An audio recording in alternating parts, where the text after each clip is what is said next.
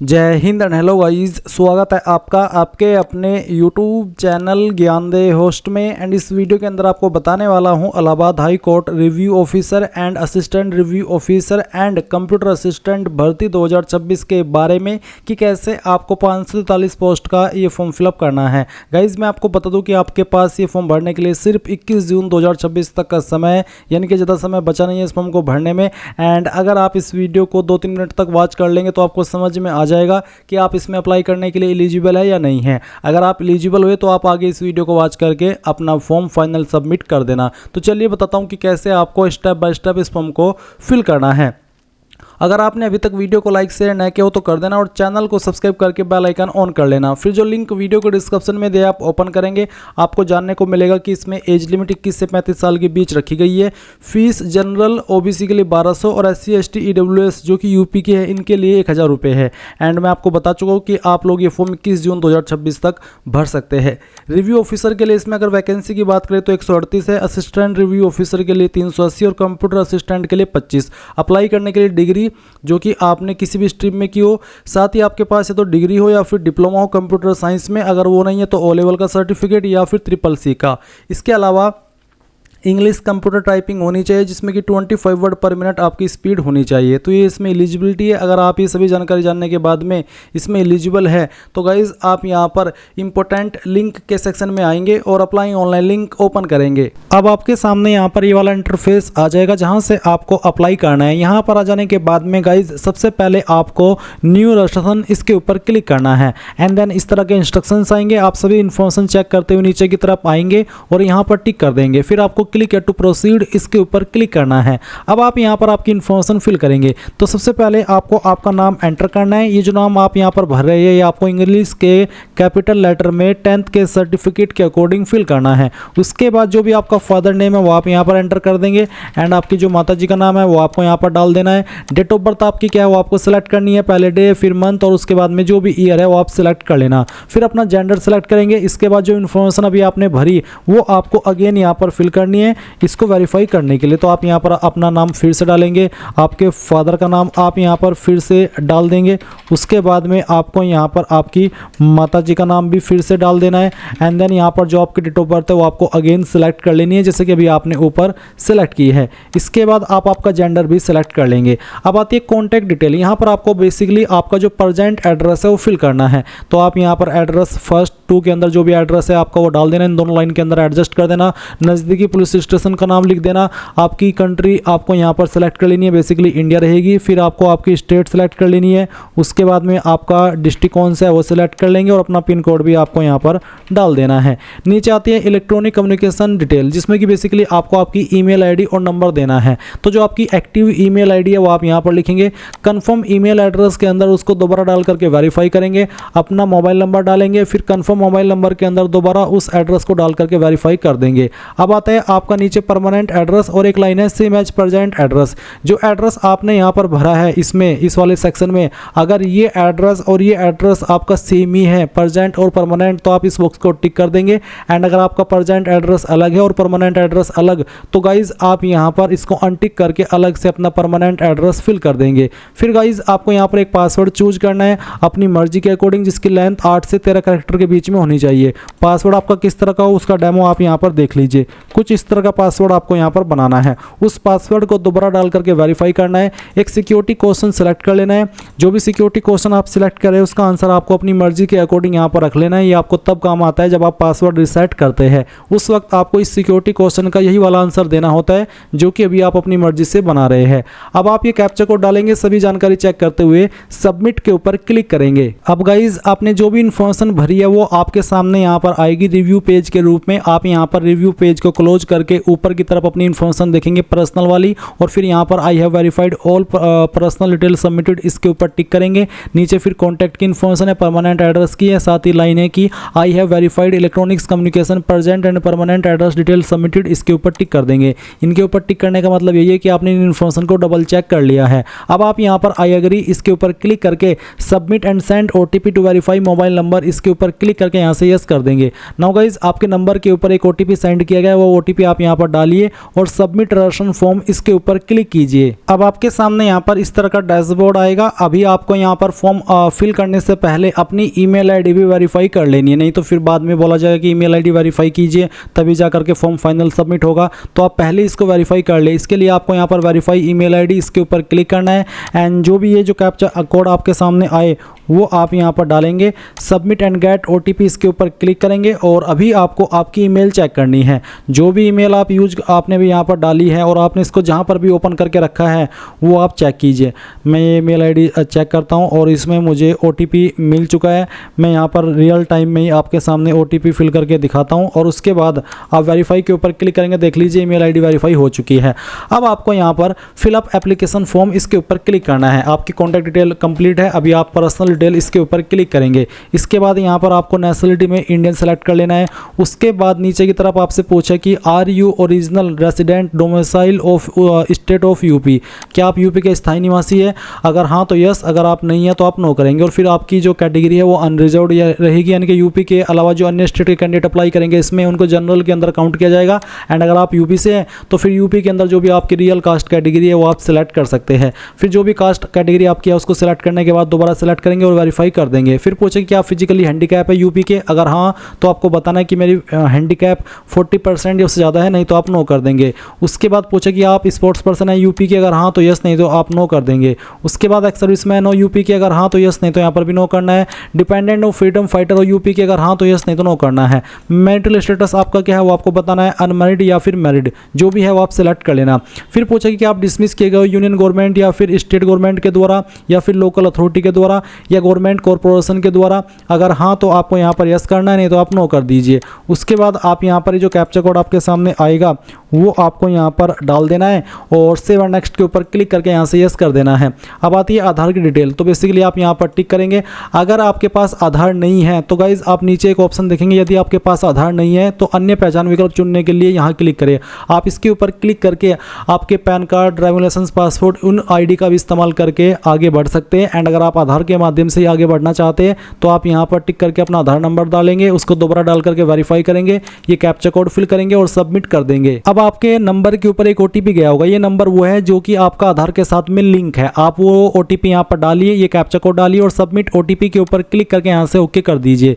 इसके बाद यहाँ पर जो मेरे सामने एक एरर आ रहा है कि registered candidate name and date of birth should be match with Aadhaar name and date of birth, यानी कि जो आपने आपकी डेट ऑफ बर्थ इस फॉर्म के अंदर भरी है और जो आपका नाम भरा है वही नाम आपका आपके आधार के अंदर होना चाहिए। नहीं है तो उसको कर लीजिए, नहीं तो आपके सामने ये एरर आता रहेगा। और अगर अभी आपका जो नाम और डेट ऑफ बर्थ आधार के अंदर सेम नहीं है जो आपने इस फॉर्म के अंदर भरी है तो गाइज आप आधार के अलावा किसी अन्य ID से आगे बढ़ जाना। जैसे कि मैं यहाँ पर अगेन इसके ऊपर क्लिक करता हूँ, फिर यहाँ पर मैं क्लिक करके ऊपर क्लिक करता हूँ। अब मैं यहाँ पर इसमें से एक और ID है पैन कार्ड की, मैं इसको सेलेक्ट कर लेता हूँ और फिर यहाँ पर आपको आपका जो पैन कार्ड नंबर है वो डालना है, उसको दोबारा डाल करके वेरीफाई करना है, ये कैप्चा कोड फिल करना है और सबमिट एंड नेक्स्ट इसके ऊपर क्लिक करना है। इसके बाद आपके सामने अप्लाई फॉर का ऑप्शन आएगा। तो आपको यहाँ पर किस पोस्ट पर अप्लाई करना है, बेसिकली आप यहाँ पर इस पोस्ट को सिलेक्ट कर लेना। इस तरह से अप्लाई फॉर में आ रही है ऑटोमेटिकली। और उसके बाद आपसे पूछेगी कि आपके पास भी सर्टिफिकेट है NCC का, अगर है तो आप इस ऑप्शन में यस करेंगे, नहीं तो नो करना है। फिर लेवल ऑफ कंप्यूटर एजुकेशन, तो आपके पास कंप्यूटर एजुकेशन किस तरह से है, आपके पास डिग्री या डिप्लोमा है कंप्यूटर साइंस के अंदर या फिर O लेवल सर्टिफिकेट है या फिर CCC, तो जो भी है वो आप सिलेक्ट कर लेना। अगर डिप्लोमा है तो डिप्लोमा सेलेक्ट कर लेंगे, O लेवल है तो O लेवल और CCC है तो CCC, जो भी है इनमें से वही आप सिलेक्ट कर लेना। फिर क्या आपके पास जो मिनिमम टाइपिंग स्पीड है 25 वर्ड पर मिनट इंग्लिश में कंप्यूटर के ऊपर वो है, आप इसमें यस कर दीजिए कि हाँ मेरे पास है, क्योंकि तभी आप फुल्ली एलिजिबल हो पाएंगे अप्लाई करने के लिए। फिर इसी प्रकार से पूछे कि आपको नॉलेज है data entry, word processing and computer operation की, अगर हाँ तो यस। और इसी प्रकार से अगला सवाल पूछे कि क्या आपके पास या फिर आपने टेरिटोरियल आर्मी यानी कि प्रादेशिक सेना के अंदर कम से कम 2 साल की सेवा की है, अगर हाँ तो यस, नहीं तो आप नो करेंगे। ये होना कंपलसरी नहीं है, अगर आपके पास है तो भी अच्छी बात है, नहीं है तो आप नो कर सकते हैं। इसके बाद ये जो कैप्चा कोड यहाँ पर आएगा वो आपको फिल करना है और उसके बाद सेव एंड नेक्स्ट के ऊपर क्लिक करके यहाँ से इस तरह से आगे बढ़ जाना है। अब आएगा आपके सामने 10वीं का इन्फॉर्मेशन। तो सबसे पहले आप पास सेलेक्ट कर लेंगे, स्टेटस में ईयर ऑफ पासिंग, किस साल के अंदर 10वीं पास कर ली थी। 10th और इक्विवेलेंट सेलेक्ट कर लेंगे कोर्स स्ट्रीम नेम के अंदर और उसके बाद में आपको यहाँ पर आपका बोर्ड सेलेक्ट कर लेना है। अगर आपका बोर्ड लिस्ट के अंदर नहीं आ रहा है तो गाइज आपको अदर का ऑप्शन जो यहाँ पर है any recognised board university open school, इसको सेलेक्ट करेंगे। बट अगर आपका बोर्ड यहाँ पर आपको इस लिस्ट के अंदर देखने को मिल रहा है जो कि आपको अच्छे से देख लेना है, तो आप यहाँ पर आपका बोर्ड सिलेक्ट कर लेंगे। मैं यहाँ पर अपना बोर्ड सिलेक्ट कर लेता हूँ, देखता हूँ इसमें उत्तर प्रदेश बोर्ड कहीं पर आता है या फिर नहीं आता है। तो यहाँ पर गाइज ये UP board of high school and intermediate education, ये यूपी बोर्ड है जो कि आपको सेलेक्ट करना होगा। अगर आप यूपी से आपके 10वीं किए हो, उसके बाद में रिजल्ट मोड बताना है, परसेंटेज है अदर, और अगर अदर है तो आप अदर सेलेक्ट करके, जैसे कि मैं यहाँ पर चलिए पहले अदर सेलेक्ट करके दिखाता हूँ। जैसे कि मैंने यहाँ पर अदर सेलेक्ट कर लिया है। तो अदर सेलेक्ट करने के बाद में यहाँ पर अगर आपके सामने इस तरह का ऑप्शन आ रहा है तो आपको यहाँ पर आपकी मैक्सिमम CGPA डालनी है, और जो CGPA आपको आई थी वो डाल देना और अपनी परसेंटेज भर देनी है। और अगर आपके नंबर CGPA के अंदर है तो आप यहाँ पर CGPA सेलेक्ट कर लेंगे, और जो आपको टोटल नंबर प्राप्त हुए थे वो टोटल नंबर आप यहाँ पर इस तरह से डाल देंगे। और टोटल नंबर, सॉरी माफ़ी चाहूँगा, टोटल नंबर आपको डालने हैं, और फिर उसके बाद में जो नंबर आपको प्राप्त हुए थे वो आपको डालने हैं ऑब्टेन्ड मार्क्स में। थोड़ा मुझे गलतफहमी हो गई थी, इसलिए उसके लिए माफ़ी चाहूँगा। आपको पहले टोटल नंबर डालने हैं और फिर जो नंबर आपको प्राप्त हुए थे वो डालने हैं। परसेंटेज आपकी ऑटोमेटिकली कैलकुलेट कर ली जाएगी। अब आपको आपके स्कूल कॉलेज का पूरा नाम और जो एड्रेस है वो यहाँ पर डाल देना है। मैं यहाँ पर सिर्फ आपको कॉलेज का नाम लिख करके दिखा रहा हूँ, आप आपके स्कूल कॉलेज का पूरा नाम और जो एड्रेस है वो यहाँ पर लिख देना इस सेक्शन के अंदर। इसके बाद 12वीं की इन्फॉर्मेशन सेम तरीके से भरनी है। उसका स्टेटस सेलेक्ट कर लेंगे, पासिंग ईयर सेलेक्ट कर लेंगे, कोर्स स्ट्रीम में बताएंगे कि आपने कॉमर्स से की है 12वीं या फिर आपने साइंस से की है, तो जिससे भी की है वो आप सिलेक्ट कर लेंगे। इसके बाद यहाँ पर पूछा है आपसे आपका बोर्ड, तो सेम वे में आपको यहाँ पर आपका जो भी बोर्ड है वो सिलेक्ट कर लेना है। फिर आपको यहाँ पर रिजल्ट मोड बताना है, फिर आपको सेम तरीके से आपके स्कूल कॉलेज का नाम एंटर करना है। एंड देन गाइज यहाँ पर आपको आपके नंबर बताने कि किसके अंदर है, परसेंटेज है अदर। अगर परसेंटेज तो सेम तरीके से पहले वो टोटल नंबर डालेंगे, जो नंबर आपको आए थे वो यहाँ पर डाल देंगे, परसेंटेज आ जाएगी। और उसके बाद आती है ग्रेजुएट क्वालिफिकेशन डिटेल, तो इसमें आपको पास सेलेक्ट कर लेना है। फिर ईयर ऑफ पासिंग, यानी कि किस साल के अंदर आपने इस क्वालिफिकेशन को पास कर लिया था वो आपको यहाँ पर सिलेक्ट कर लेना है इस तरह से। उसके बाद कोर्स स्ट्रीम नेम, इनमें से आपके पास कौन सी क्वालिफिकेशन है वो आपको यहाँ पर सिलेक्ट कर लेनी है। अगर आपकी क्वालिफिकेशन नेम नहीं आती है तो आप अदर के ऊपर क्लिक करके खुद से अपना कोर्स स्ट्रीम नेम भर सकते हैं। फिर आपको बताना है आपकी यूनिवर्सिटी का नाम, तो यूनिवर्सिटी का नाम भी इसी प्रकार से अगर लिस्ट में ना हो तो आपको यहाँ पर अदर सर्च करना है, और अदर सर्च करने के बाद में खुद से अपनी यूनिवर्सिटी का नाम या फिर आपके इंस्टीट्यूट का नाम भर देना है। बट अगर आपका इसी लिस्ट के अंदर यूनिवर्सिटी का नाम आता है या आपके इंस्टीट्यूट का नाम आता है तो अच्छी बात है। फिर आप बताएंगे किसके अंदर नंबर है, अगर परसेंटेज तो आप यहाँ पर परसेंटेज सेलेक्ट कर लेंगे, और सभी ईयर के जो टोटल नंबर है वो आपको यहाँ पर इस तरह से एंटर कर देने हैं। फिर उसमें से आपको कितने नंबर आए थे वो आप यहाँ पर एंटर करेंगे, परसेंटेज आपकी आ जाएगी। और इसके बाद में गाइज आपको यहाँ पर आपके इंस्टीट्यूट का नाम एंड एड्रेस फिल कर देना है। अब आती है पोस्ट ग्रेजुएट क्वालिफिकेशन, तो अगर आपने ये की है आप इसकी इन्फॉर्मेशन पास सेलेक्ट करके भर सकते हैं। अपियरिंग वाले नहीं भर सकते क्योंकि अपियरिंग का इसमें ऑप्शन है ही नहीं। तो अगर आपके पास नहीं है पोस्ट ग्रेजुएट, आप इसमें नॉट एप्लीकेबल सेलेक्ट कर लेंगे। फिर कोई अन्य क्वालिफिकेशन अगर आपके पास है तो आप उसकी जानकारी भरेंगे, नहीं तो आप इसमें भी नॉट एप्लीकेबल सेलेक्ट करेंगे, ये कैप्चा कोड फिल करेंगे एंड सेव एंड नेक्स्ट के ऊपर क्लिक कर देंगे। इसके बाद में आपके सामने यहाँ पर एडिशनल डिटेल में कुछ सवाल और पूछे, जैसे कि एक सवाल है कि क्या आप एक एम्प्लॉई है सेंट्रल स्टेट गवर्नमेंट या फिर पब्लिक सेक्टर अंडरटेकिंग के, अगर हाँ तो यस, नहीं तो आपको नो करना है। क्रिमिनल प्रोसीडिंग में पूछा कि क्या आप किसी कोर्ट के द्वारा दोषी ठहराए गए हो, किसी केस में बरी ठहराए गए हो, अगर हाँ तो यस, नहीं तो नो करना है। फिर क्या आपके ऊपर कोई FIR हुई है, अगर हाँ तो आपको यस करना है, कभी भी FIR हुई है तो यस, नहीं तो आपको नो कर देना है।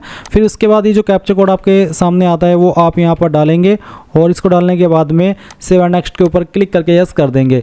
इसके बाद आती है एम्प्लॉयमेंट डिटेल, फिर पूछा कि क्या आप एक सेंट्रल या स्टेट गवर्नमेंट के एम्प्लॉई है, अगर हाँ तो यस, नहीं तो नो करना है। अगर आप यस करते हैं तो आपको यहाँ पर उसकी इन्फॉर्मेशन देनी होगी, जैसे कि ऑर्गेनाइजेशन का नाम, ऑर्गेनाइजेशन टाइप, डेजिग्नेशन यानी कि पोस्ट का नाम, एम्प्लॉयर नंबर, एम्प्लॉयमेंट ID, कब आपने वर्क ज्वाइन किया था, कब तक किया था, पे लेवल, ये सब आपको बताना होगा। नहीं है आप सेंट्रल या स्टेट गवर्नमेंट के एम्प्लॉय तो नो कर दीजिए, और उसके बाद में ये जो कैप्चा कोड यहाँ पर इस तरह से आता है उसको आप डालिए और सेव एंड नेक्स्ट के ऊपर क्लिक करके यस कर दीजिए।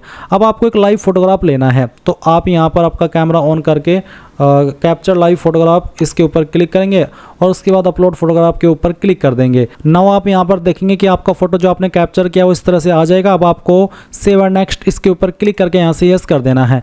यस करने के बाद में आप यहाँ पर आपका photograph, left hand thumb impression, signature, category certificate और 10वीं का सर्टिफिकेट अपलोड करेंगे। कैटेगरी सर्टिफिकेट और 10th का सर्टिफिकेट का फॉर्मेट PDF का होना चाहिए। अब आप इसको PDF में कैसे बनाएंगे वो भी आप जान लीजिए। गूगल के अंदर आना और सर्च करना इमेज टू पीडीएफ। पहले वाली वेबसाइट ओपन कर लेना, सिलेक्ट जेपीजी इमेज के ऊपर क्लिक करके जिस इमेज को भी आप पीडीएफ में बनाना चाहते हैं वो इमेज सेलेक्ट करना, कन्वर्ट टू पीडीएफ करना और एक सिंगल क्लिक के अंदर ये फाइल आपकी पीडीएफ में बन जाएगी और फिर वो आप उस एक सिंगल क्लिक के अंदर डाउनलोड भी कर लेंगे। और गाइज जो आप यहाँ पर फोटो अपलोड करेंगे वो फोटो आपका किस तरह का होना चाहिए उसका आप डेमो देख लीजिए। मैं आपको यहाँ पर लाइव डेमो दिखाता हूँ क्योंकि इस वाले ऑप्शन में बहुत सारे कैंडिडेट गलती करने वाले हैं, इसलिए आप यहाँ पर ये चीज़ पहले ही समझ लीजिए कि आपको फोटो के ऊपर आपका जो नाम है और जो डेट है वो लिखनी है, नहीं तो गाइज आपका जो फॉर्म है वो रिजेक्ट हो जाएगा। जी हाँ, आपने सही सुना। आप देख सकते हैं इस तरह का फोटो आपको यहाँ पर अपलोड करना है। आपको जो फोटो के ऊपर डेट लिखनी है वो 3 महीने से पुरानी नहीं होनी चाहिए। मैं तो ये कहूँगा कि जिस डेट में आप फॉर्म को भर रहे हैं उसी दिन की डेट इस फोटो के ऊपर डाल देना और जो नाम आपने फॉर्म के अंदर भरा है वही नाम आप यहाँ पर इस तरह से अंग्रेजी के बड़े अक्षरों के अंदर लिख देंगे, जैसे कि ये आप डेमो भी वीडियो के अंदर देख ही सकते हैं। तो आप इस तरह का एक इमेज एडिट करके बना लेंगे और उस फाइल को यहाँ पर आप सिलेक्ट करेंगे। तो गाइज आप यहाँ पर चूज फाइल इसके ऊपर क्लिक कीजिए एंड जो फोटो भी आपने एडिट किया है, जो कि मैंने एडिट कर लिया है, वो मैं फाइल यहाँ पर सिलेक्ट करता हूँ, ओपन करता हूँ, अपलोड ओरिजिनल इसके ऊपर क्लिक करता हूँ। उसके बाद में अपलोड के ऊपर क्लिक कीजिएगा एंड अगर आपका फोटो सही हुआ तो इस तरह से फाइल अपलोड हो जाएगी। आप क्लिक हियर टू व्यू इसके ऊपर क्लिक करके इस तरह से आपकी फाइल को व्यू भी कर सकते हैं। एंड अब आप यहाँ पर लेफ्ट हैंड थंब इंप्रेशन यानी कि बाएं अंगूठे का निशान भी अपलोड करेंगे। इसका फॉर्मेट जेपीईजी और जेपीजी का चल जाएगा। तो चूज फाइल इसके ऊपर क्लिक कीजिए और जहाँ पर भी आपका थंब इंप्रेशन है वो आपको यहाँ पर सेलेक्ट कर लेना है। चलिए मैं ये फाइल सेलेक्ट कर लेता हूँ, ओपन करता हूँ, अपलोड ओरिजिनल के ऊपर क्लिक करता हूँ और अपलोड के ऊपर क्लिक। फिर इसके बाद देखेंगे फाइल अपलोड हो चुकी है। इसके बाद आपको यहाँ पर सिग्नेचर भी अपलोड कर देना। तो जहाँ पर सिग्नेचर की फाइल है सेलेक्ट कीजिए, ओपन कीजिए, अपलोड ओरिजिनल के ऊपर क्लिक कीजिए और अगर ये इसका स्पेसिफिकेशन बताएगा, स्पेसिफिकेशन के अंदर नहीं होगा तो फाइल आपकी यहाँ पर अपलोड नहीं हो पाएगी। इसलिए आपको जिस तरह की फाइल अपलोड करने को बोला है वो फाइल यहाँ पर अपलोड करनी है। मैं इस फाइल को अगेन सेलेक्ट करता हूँ, ओपन करता हूँ, इसके बाद अपलोड ओरिजिनल और आप देख सकते हैं कि ये फाइल यहाँ पर अपलोड हो चुकी है। जब मैंने इसको सही करके दोबारा से अपलोड किया, अब आपको कैटेगरी सर्टिफिकेट अपलोड करना है। तो चूज फाइल इसके ऊपर क्लिक कीजिए और जहाँ पर भी कैटेगरी सर्टिफिकेट है वो आपको यहाँ पर सिलेक्ट कर लेना है। जैसे कि मैंने कहा कि पीडीएफ के फॉर्मेट में ये होना चाहिए। तो फाइल आप यहाँ पर सेलेक्ट करेंगे, ओपन करेंगे, अपलोड के ऊपर क्लिक करेंगे, आपकी फाइल अपलोड हो जाएगी। उसके बाद यहाँ पर आपको 10th का सर्टिफिकेट अपलोड करना है सेम तरीके से। चलिए मैं ये फाइल अगेन यहाँ पर सेलेक्ट कर लेता हूँ और इसको सेलेक्ट करने के बाद में यहाँ पर ओपन करता हूँ, अपलोड के ऊपर क्लिक करता हूँ, ये फाइल भी आपकी अपलोड हो जाएगी। इसके बाद आपको ये जो कैप्चा कोड है वो यहाँ पर देखने को मिलेगा। आप ये कैप्चा कोड यहाँ पर डालेंगे और सेव और नेक्स्ट के ऊपर क्लिक करके यस कर देंगे। इसके बाद गाइज आपके सामने आपके फॉर्म का फाइनल रिव्यू पेज आ जाएगा। सभी जानकारी चेक करते हुए आप यहाँ पर टिक करते आएंगे, जैसे कि I have verified all personal detail submitted, फिर I have verified about detail submitted, फिर यहाँ पर आपको अगेन क्वालिफिकेशन की जानकारी वेरीफाई कर देनी है। उसके बाद में एड्रेस की इन्फॉर्मेशन, फोटो सिग्नेचर जो आपके डॉक्यूमेंट है ये सब, फिर आई एग्री और उसके बाद फाइनल सबमिशन ऑफ एप्लीकेशन के ऊपर क्लिक करके यस करना है। अब आपको यहाँ पर पे एग्जामिनेशन फीस के ऊपर क्लिक करना है, यहाँ से ऑनलाइन पेमेंट, फिर प्रोसीड फॉर पेमेंट एंड इसके बाद ओके। अब आपको यहाँ पर SBI MOPS को सिलेक्ट करके प्रोसीड फॉर पेमेंट करना है। नाउ गाइज आप आपकी फीस इनमें से जिस माध्यम का इस्तेमाल करके जमा करना चाहे कर सकते हैं, जैसे कि UPI जो भी माध्यम। जब आप यहाँ पर कोई भी माध्यम सेलेक्ट करके फीस पे कर देंगे तो गाइज आप अपने फॉर्म का फाइनल प्रिंट आउट ले पाएंगे एंड इस तरह से आप लोग Allahabad high court RO ARO online form 2026 भर सकते हैं। So thanks for watching. जय हिंद।